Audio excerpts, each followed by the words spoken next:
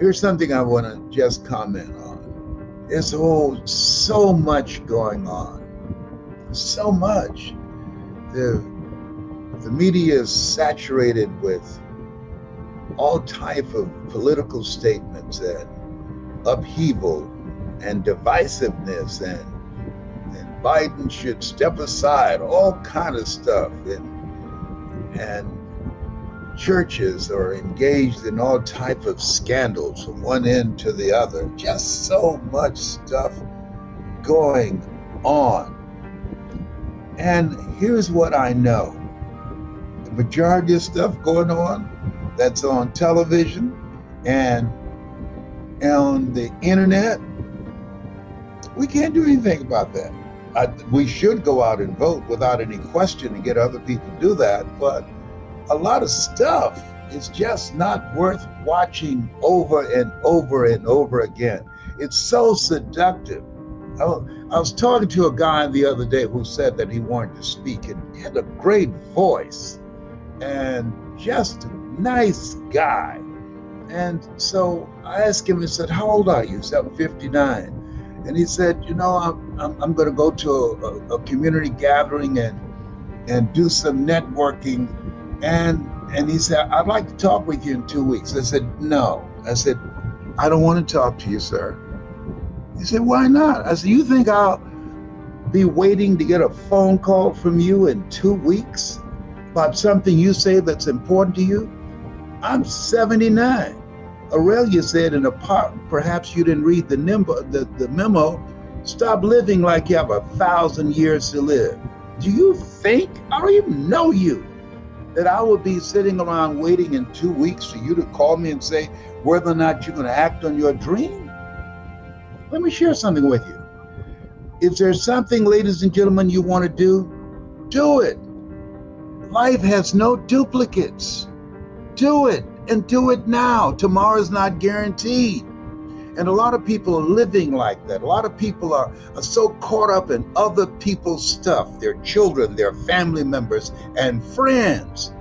And they neglect themselves in the process. I was reading something today that Warren Buffett said that one of the most important single abilities that he attributed to his success that a lot of people have difficulty with, he said when someone asks him to do something, he says no quickly and says yes very slowly after he's thought about it and if it's worth his time. Because when you say yes to somebody else's agenda, you're saying no to your stuff. And that's important. And let me share something with you. When you think about it, life is for living. It's for living, for loving and laughing and creating special moments. And when you look at all of the new kinds of crazies that we see now, where we are on constant alert and people are fighting over parking spots or road rage, or you go to a gathering and you don't know whether or not somebody might snap, then triggered and pull out a gun. It's a different space. And so in the midst of this, this is a message I want to share with you. Prioritize you. Take care of you. Focus on you. This stage of my life, at 79, God got a program for me. I'm not going to be a burden to my children. I'm going to take care of me so that I can take care of myself. And I remember the time that I thought people in their 40s were old. Now that I'm 79, come on, somebody, who does this? Oh my goodness. And what I realized is I've been focusing on peace, on harmony, on joy and love.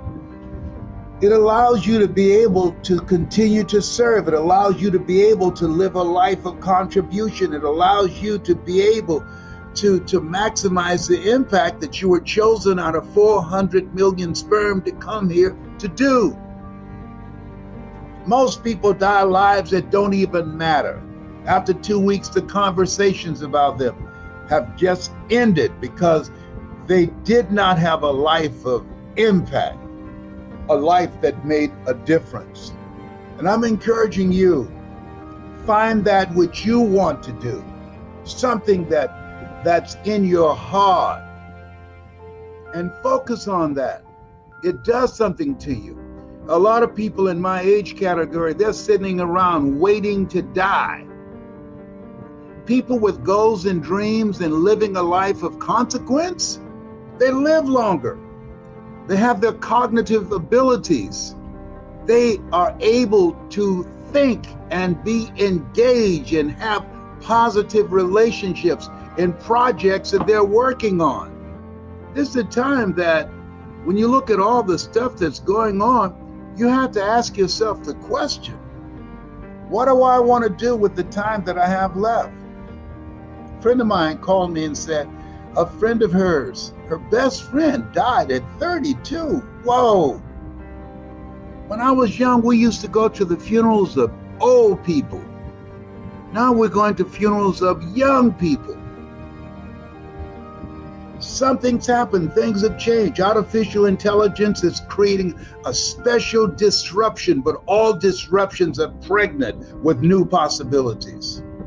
This is a time to work on your mind, work on your health. A person with their health, they have 1,000 dreams. A person without their health, they have only one dream. One, to get well. I read something about John Rockefeller. He said, when he looked at and reflected on his life, something changed for him. All of his hair fell out of his head and his eyebrows and everything. And they asked him what happened. He said, I was stressed out. And he said, I realized something, that when I had a sore throat, all the millions of dollars that I have, all the property that I have, all the power and influence that I had didn't mean anything. All I was concerned about was that sore throat. And that changed me. And he said, focus on you. Take care of your health so that you can still function, so that you can be involved in life. And here's something else. Spend less time with toxic, negative, energy draining people. There's some people, if you never saw them again, it'll be too soon. There are certain calls I don't even take anymore. No, I don't take them because it's not going anywhere. Those are want-to calls. And I'm talking about, so, I know I shouldn't say this, but listen, there's some family members that you should never talk to again. You know what? Because family does not just mean blood connection. Family is someone that got your back. They care about you, you care about them. You can create special experiences together. And I have some friends who in my small circle who call me more than my children do. I was telling, I'm not going to tell you her name is Madeline Haddock, but I have a friend that said, Madeline, I said, you know, I talk to you more than any of my children. You always call and check on me. She's a true friend for years. And so those are relationships you want to nurture. You can tell who will be there for you when you are doing good and when you're doing badly. It's interesting. It's interesting, this thing called life, because life be lifing, and you have to have a what-if strategy. What are you talking about, Bless? What are you talking about? What if? What if you got sick? How long will it be before it affects the quality of your life? What if you got sick and you needed some help and assistance? Who will be there for you? And let me share this with you. Live your life in such a way that you don't need to call anybody. Why? Because ain't nobody coming. I'm telling you, people have their own stuff. Life be lifing. And so I've been unleveling and letting things go and relationships go, because you have to ask yourself, what value does this bring to my life? Who should I count on? And who should I count out? And there's some people that They're always there when they need you, but when you need them, they can't be found. Or I would if I could. If I had it, I would help you out. No. Let me tell you something. I celebrate when I wake up in the morning. I got a chance and a choice. I'm cancer free, I'm debt free, and I'm drama free. Oh, behave. And I'm saying to you, you have greatness in you. I'm saying to you, you have the power in you regardless of what's going on. You have the power within you to overcome it. And part of the process is retrain your thinking. Discipline and can take control of your mind. Don't focus on what you're going through or what has happened. Focus on where are you going. I'll give thee perfect peace whose mind is stayed on thee. Where are you going? I'll give you all your eyes can see. Focus on the solution. Don't spend time talking to people about what happened to you. 80% don't care. 20% glad it's you and not them. And know what I'm talking about. I've been on the planet for 79 years. I've seen a thing or two. Oh boy. And the reason you're listening to me is because you know in your heart of hearts, I'm right. You know it. You know it. I'm not talking about believing what I'm saying. Believing is in the mind. We've been conditioned to be practical and logical and realistic. Make your life, as Helen Keller would say, a daring adventure.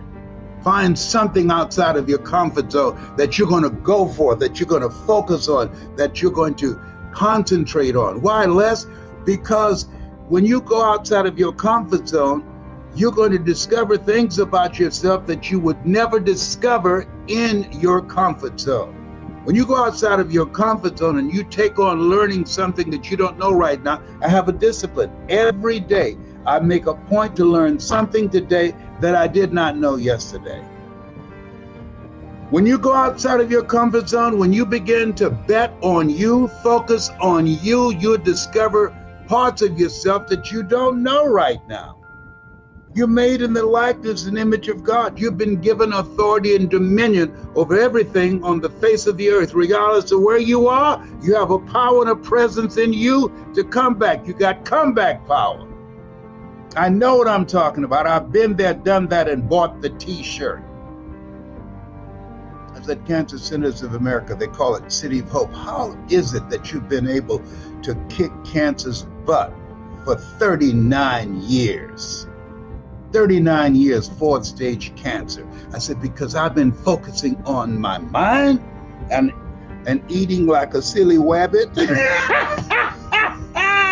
And I let go toxic, negative energy, draining relationships. I read a book called Who's the Matter with Me? There's a term in psychiatry called relational illness. I know what I'm talking about. There's some people that can make you sick. There's some people, when you distance yourself from them, it will improve your health and your peace of mind, and it will lower your stress level and anxiety. I'm telling you what I know. You have something special. You have greatness in you. Keep in mind that you were chosen. God had a lot of choices. You were chosen out of 400 million sperm. Bring something to the planet that was not here before. Your life is God's gift to you, and how you live your life is your gift to God. I hope you got some value of what I've just shared with you. You have something special. You've got greatness in you. That's my story, and I'm sticking to it. You have the ability to do more than you can ever begin to imagine. And you, in order to break out of where you are now, it takes everything in you. Everything. You have got to decide, no, No, I want to do something else. No, find something that you love, not just anything. Find something you love. I love speaking. I love helping people. This is the calling on my life. And I spent time to learn. When you are not willing to learn, you got to go get a job and keep it as long as you can until they let you go, until you are replaced by artificial intelligence. The coronavirus is not the only thing that's eliminating jobs, or until your company closed down because of the effects of the coronavirus and because of the decisions of you can't gather but a limited number of people in a certain given area. That's too precarious. That's too unpredictable. It's better to have something else going for you and not need it than to need it and not have it. No, don't wait for the hammer to drop. Why, Les? Because you can't think. You can't think. When you get fired, you can't think right away. When you get behind on your bills, you can't think right away. If you get 3 months behind your bills, trust me on this, know this, been there, bought the t-shirt. It takes more than 3 months to catch up. I'm not making this up. I'm telling you what I know. When you don't have money, you don't get 31 days out of the month or 30 days. You get 2 weeks out of the month. What do you mean? Let me repeat. When you owe money and you don't have enough money coming in, you don't get 30 days out of the month. What happened to the 30 days? Well, you get 2 weeks. Well, what happened to those other 2 weeks? They're gone. You start saying, didn't I just pay this yesterday? I know I just paid this yesterday. I'm telling you, time moves by faster when you're under pressure, when you're under the gun. That's why you have to be proactive. I want you to put voice in the comment section if you agree with me, if you understand what I'm saying, if you can feel me in your heart, if you don't want to live life cringing and, oh my God, I got knots in my stomach. I don't want to open up my email. I don't want to receive a text saying that my job has been replaced and sent overseas, or they have eliminated my division, or I've been laid off because of the coronavirus. It's the time to be inspired and motivated to be your own boss, to create your own business, to use your ideas and your thinking. You are more talented than you give yourself credit for being. People say necessity. Necessity is the mother of creation. No. Refusing to accept things as they are is the mother of creation. Refusing to put yourself in a vulnerable position where somebody else is controlling your destiny. Refusing to be a part of the journey of the broke. Refusing to be lazy and ignorant of your potential and not having the courage to bet on you. Refusing to recognize the reality that you're made in the likeness and image of God and been given authority and dominion over everything on the face of the earth. Refusing to acknowledge that you're more than a conqueror, that you can do all you can do and God will do what you can't do. No, that's not you. You're listening to me. Everything I'm saying is common sense, but not common practice. I've been stuck. I know what it feels like. The things I should do, I don't do, and the things I shouldn't do, I do. I know if I had my life to live over again, I could have done more than what I have done thus far. For a long period of my life, if I had to characterize it, I was crazy with a K. With a K. I'm not proud. I'm telling you. Maybe something wrong with me now with this flat top from the 80s. You know what? The afro is the only hair that defies gravity. Everybody else's hair lays down on their head, but the afro, I mean, to have a flat top, come on now, with no glue, no super glue to make it stand up. Oh, behave, hello, whatever. To do something that you love. If you enjoy making people feel good, if you enjoy working with kids, if you enjoy helping people learn how to create a bridge from where they are and to the next greatest version of themselves, if you want to do something that gives your life a feeling of significance, of purpose and meaning, of love, of joy, that you look forward to doing it. You know how many people are stressed out now? Listen, even our children, it's affecting them, the little teeny weenies. It's affecting them. I saw this movie. It's a jaw dropper. It's called, what's it? Social, oh my goodness, it escapes me right now. Social something, it's on Netflix. Just Google it. Then somebody knows. But the social dilemma. You watch that, it will scare you. That's why it's important that you work on you to improve you. We're being programmed over 5,000 advertising hits on our minds every day.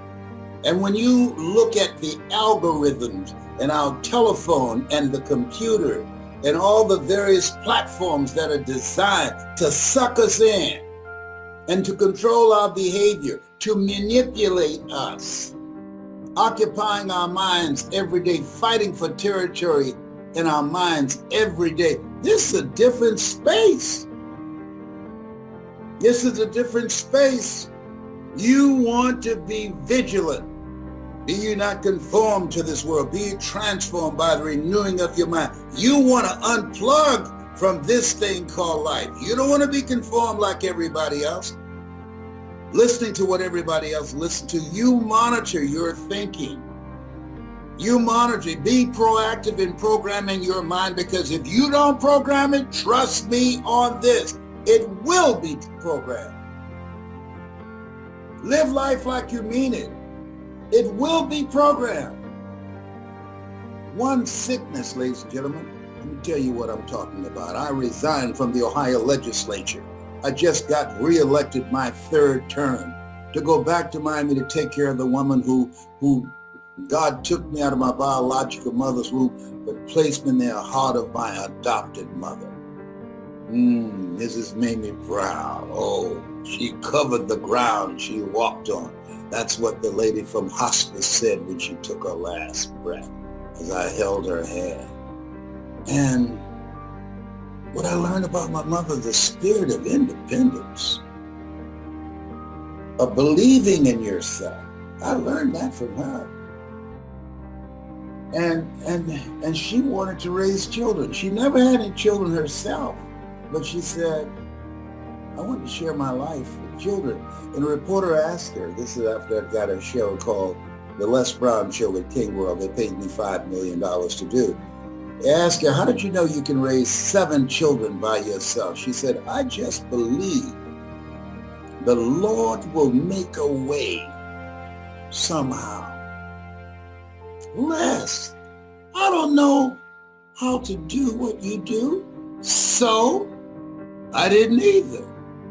You've done a lot of things that you didn't know how you would do it. There's a reason we're told to walk by faith and not by sight. People say, well, if I see it, I believe it. No, if you believe it, you see it.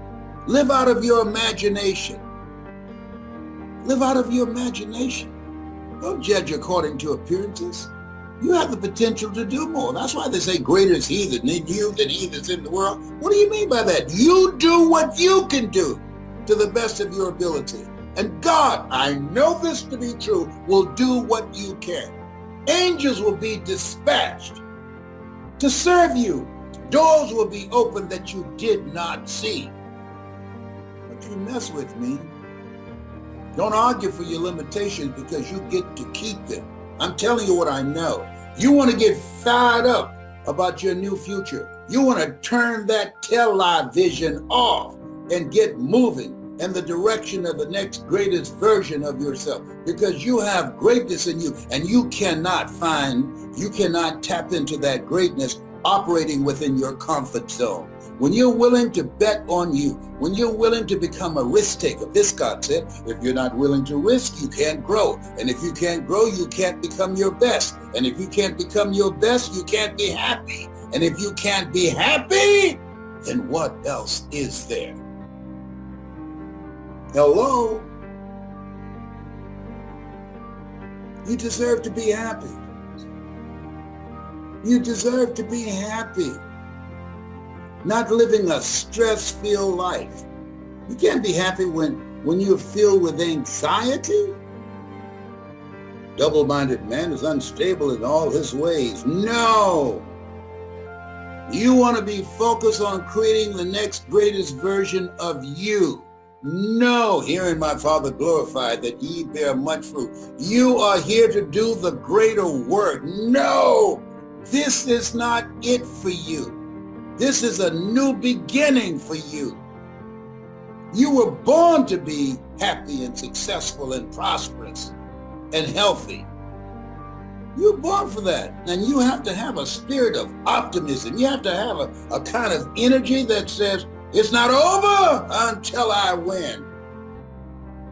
Watch you want to get motivated? Oh, I'm just so tired. Yeah, whatever. You've done things where you say, oh my God, I can't believe I'm doing this. You weren't.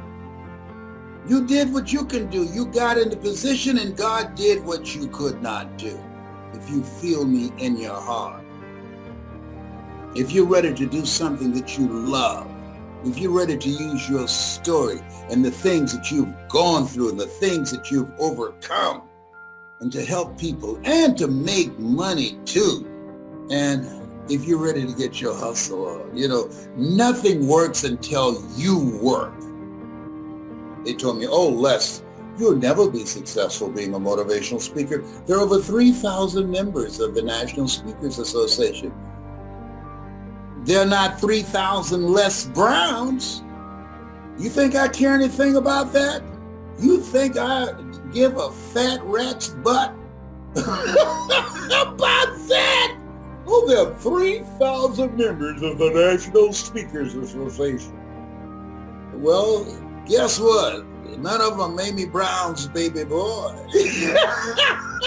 None of them have a flat top like house party. Kid and play and I'm kid. Oh, behave. It's not true because I said it, but I said it because it's true. Oh, behave, baby. You make me angry. I have so much fun. It's great to be me. If you love having fun, listen, get around the right people. If you love having fun, get coaching and direction by someone who's doing what it is you want to do and has accomplished a great deal and has a program to teach you how to do it, to shorten your learning curve. Spend more time working to improve yourself. Spend more time working on yourself than your job. When you look at that time, did you at any time seek psychiatric help or go to visit a psychologist or try and get some counseling to help you make some good decisions? Because they said when people are under a lot of stress, many times you don't have the bandwidth to make the right decisions. Yeah. And I did, and I tried everything. I tried counseling, I tried psychologists, I tried Chinese herbal remedies, I tried acupuncture, I tried everything. But to be honest with you, the thing that turned it around for me was there was a time where I remember going to the doctor and the doctor wanted to put me on antidepressants. And I didn't want to go on the antidepressants, but I took the prescription. I went to the pharmacist and she said to me just casually, "Oh, these tablets are for people with epilepsy." And I thought, okay, well, I don't have epilepsy, so it's not really relevant to me. So it kind of just went above my head. But a friend of mine was trying to get me to go to church. But at the time I wasn't a Christian, and I said, how is church going to help me? It's just not relevant to me. But she gave me a Bible, and I will never forget that when I took these antidepressants, I took them and I put them in the drawer. So I didn't actually take any, I just put them in a drawer. But after 3 days, my Bible was open on my bed, and the scripture that was coming up was that Jesus healed the epileptic. Wow. And I knew that God was saying to me, it's the first time in my life that I actually really realized that God was talking directly to me. So I took those antidepressants, I threw them in the bin, and for me, it's just been a continuous journey of hanging on to my faith. So, there's a saying that coincidence is God's way of staying anonymous. And you knew on that day with the epilepsy pills and that scripture, you said, okay, I got it. I'm listening, and there's a song, God is trying to tell you something, and you got the message. I did, yeah. What would you say to people who have surrendered and given in to the challenges that they're facing? It might be their health. It might be a relationship that is no longer good for them.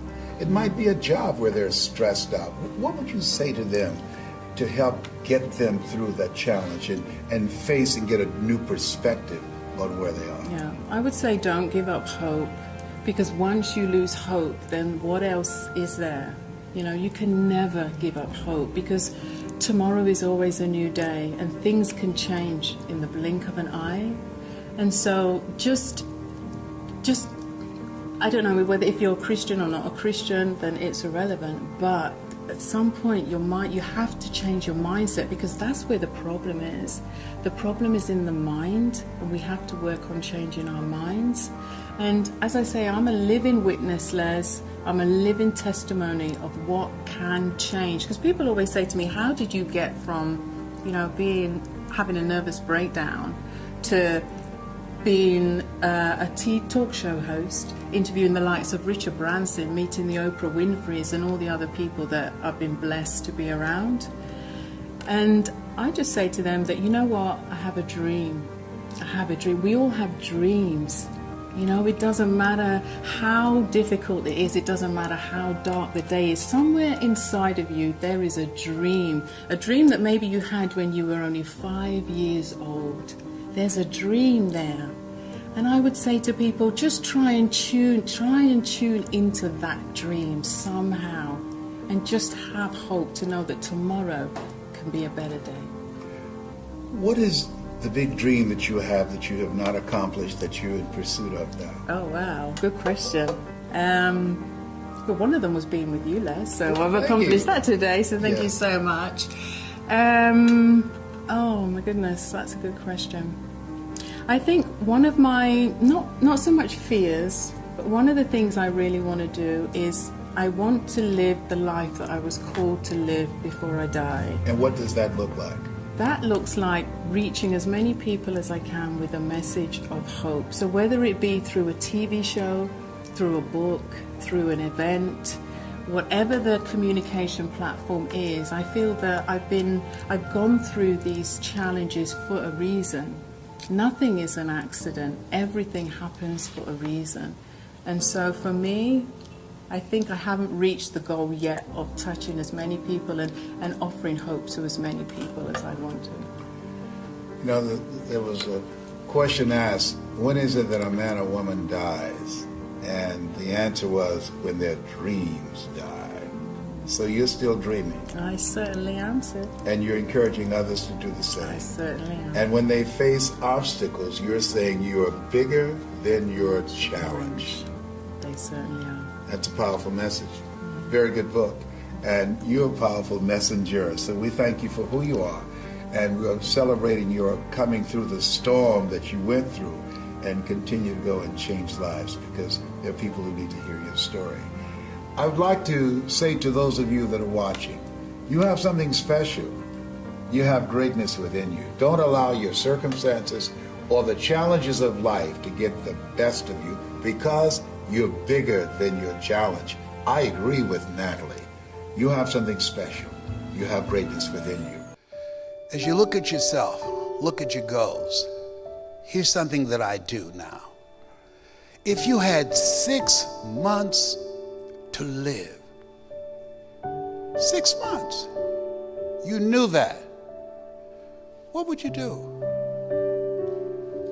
How would you spend your time? Who would you spend time with? Would you still be doing the same thing that you're doing now? That's how I resigned from the Ohio legislature. I wrote down, if I had 6 months to live. And this guy, I was reading this book, How to Get Control of Your Time and Your Life.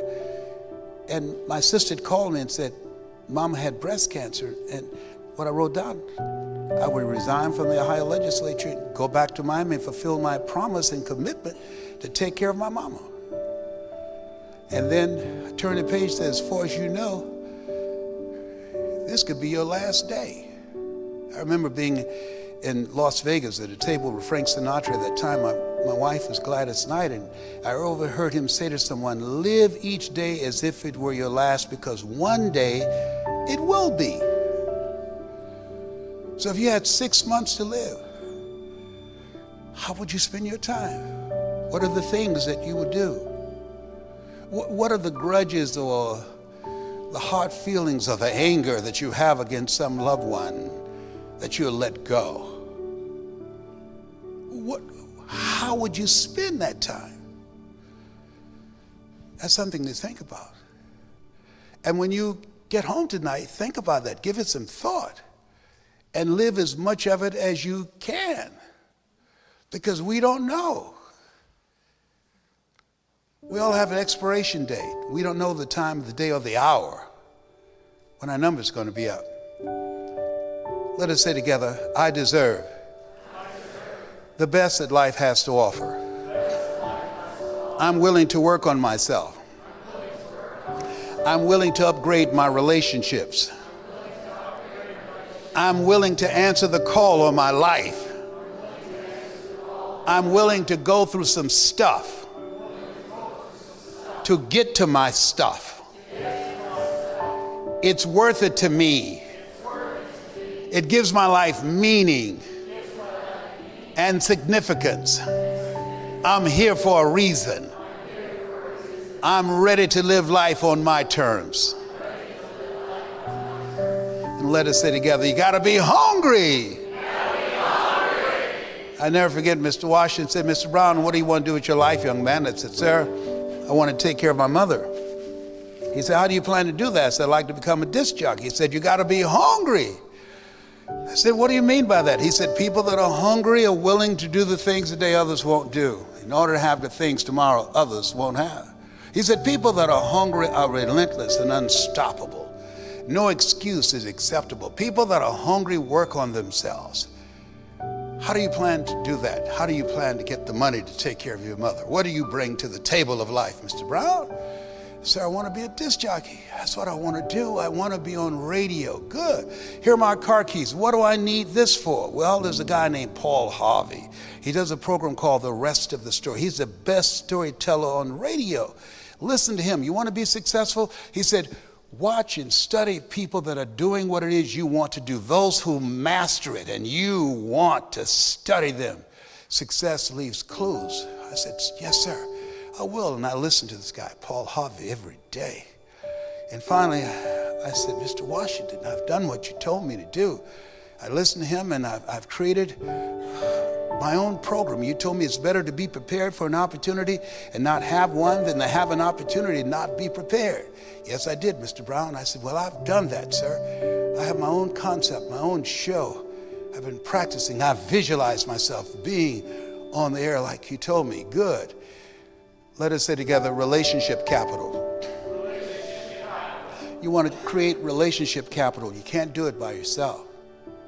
You can't do it by yourself. Relationship capital. Al brings a set of skills and values and imagination and energy and creativeness and unstoppable spirit that helps me go to that next level. The things I'm going to be able to do with him that I could never do by myself, in spite of the fact that I've been doing this before he was born. I believe you're never too old to learn, and you're never too young to teach. And so that's relationship capital that's paying off for me and my children in a variety of ways. And so he said, here's my card. Go to WMBM radio station. Tell them I told you to go there. Milton Butterball Smith is the program director. I went to the radio station, and I'll never forget, as I was leaving his room, he said, you got to be hungry. I said, yes, sir. I'm hungry, sir, to take care of my mother. I'm hungry to set her down. I'm hungry to pay all the bills and provide for her. Good.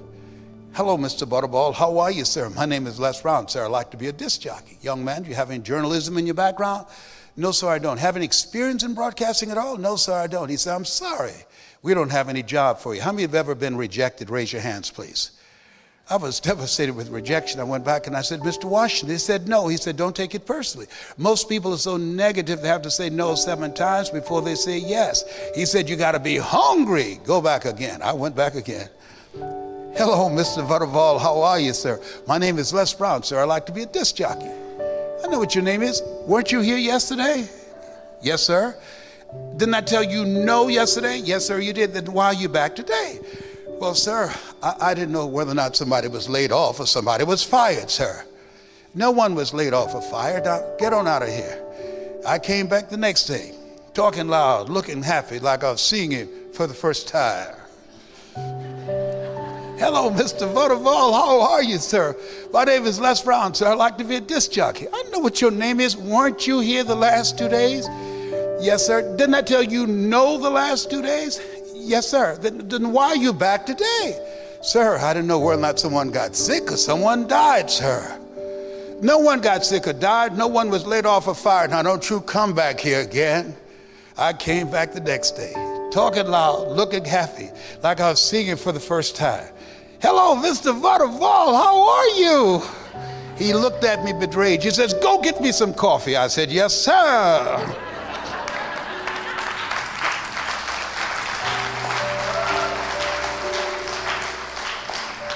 The book of life says, the greatest among you will be your servant. How many of you are serious about your goals and dreams? Raise your hands, please. This is one. Repeat after me, please. Provide more service than you get paid for. Yeah, see, most people work just hard enough to keep from being fired. No. You want to provide more service than you get paid for. Why? People form habits, and habits create futures. And so I became the errand boy for the disc jockeys. I'd go get their lunch and their dinner, and I'd stand in the control room watching them work their hands on the control board, knowing my time will come. I want you to think about your golden dream right now. Let us say together, I expect to win.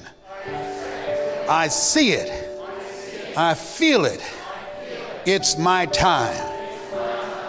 And so the disc jockeys were impressed with me serving them and being a resource, the go-to person. And when they would come out on the weekend and look at their cars be waxed and clean inside out, and they said, hey, who did this? I did, sir. How much you charge, young boy? Oh, nothing, sir. I just wanted to help out. He looked at me differently. People do business with people they know, like, and trust. He said, listen, Donna Ross and Supremes are coming to town. The Four Tops and the Temptations. I want you to pick them up and drive them to the Fontainebleau Hotel on Miami Beach. Be my pleasure, sir. I would drive these entertainers all over Miami Beach in disc jockeys, big long Cadillacs. I didn't have any driver's license, but I was driving like I had some. Then one day is a Saturday afternoon. A disc jockey by the name of Rockin' Roger was drinking while he was on the air. Rockin' Roger began to slur his words. It's a Saturday afternoon, and I was the only one there, looking at him through the control room window, walking back and forth, young, ready, and hungry. I was saying, drink, rock, drink. Drink, rock. I'd have gone and get him some more if he'd asked me to. Then pretty soon the phone rang. It was the general manager, and I answered the phone. I said, hello? He said, young boy, this is Mr. Klein. I said, I know. He said, Rock can't finish the program. I said, I know. He said, would you call one of the other DJs in? I said, yes, sir. I hung the phone up. I said, now he must think I'm crazy. I called my mom and my girlfriend Cassandra. I said, y'all come out on the front porch and turn on the radio. I'm about to come on the air. I waited for about 20 minutes and I called him back and said, Mr. Klein, I can't find nobody. He said, young boy, you know how to work the controls? I said, yes, sir. He said, go in there and segue the records, but don't you say nothing here. I said, yes, sir. I couldn't wait to get old Rock out of the way. I put on a fast record by Stevie Wonder called Fingertips. I said, look out, this is me, LB, Triple P, Les Brown, your platter playing papa. There were none before me and there will be none after me. Therefore, that makes me the one and only. Young and single and love to mingle, certified, bona fide, dubitably qualified to bring you satisfaction and a whole lot of action. Look out, baby, I'm your love man. I was hungry. I was hungry. Shake someone's hand on your right and left and say, you got to be hungry. Do that right now. Shake someone's hand on your right and left and say, you got to be hungry. In front of you and behind you.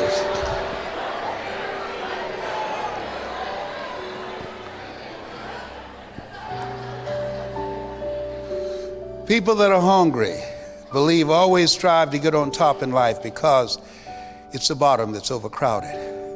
People that are hungry, believe, do what you know, not what you feel. People that are hungry believe, as Henry David Thoreau, who said, do not go where the path may lead, go where there's no path and leave a trail. People that are hungry believe in building a legacy, living a life of significance, making an impact, live from their faith and not from their fears. People that are hungry are people like you. I'm looking at greatness in this room.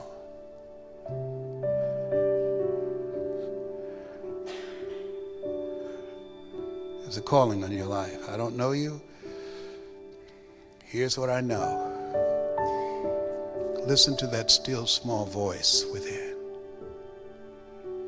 I didn't listen for years because for a long period of my life, I was temporarily insane. How many of y'all could identify with me? Come on, right? I was crazy. I said, it can't be me. Come on, Lord. You know, I got 10 children, 5 girls and 5 boys. I'm a baby Christian. Lord said, be fruitful and multiply. I took him seriously. But I'm like the lady who said, Lord, I ain't what I ought to be, ain't what I'm going to be. And thank God I sure ain't what I was. When I pray now, I get down on my knees. I know God is just cracking up. Say, I can't believe you. There you are now. Yeah, you got cancer now. You're down on your knees. Yeah, I see you. Yeah, this thing called life. Do you have any questions you'd like to ask me? Have you enjoyed what you've heard so far? Thank you. Thank you.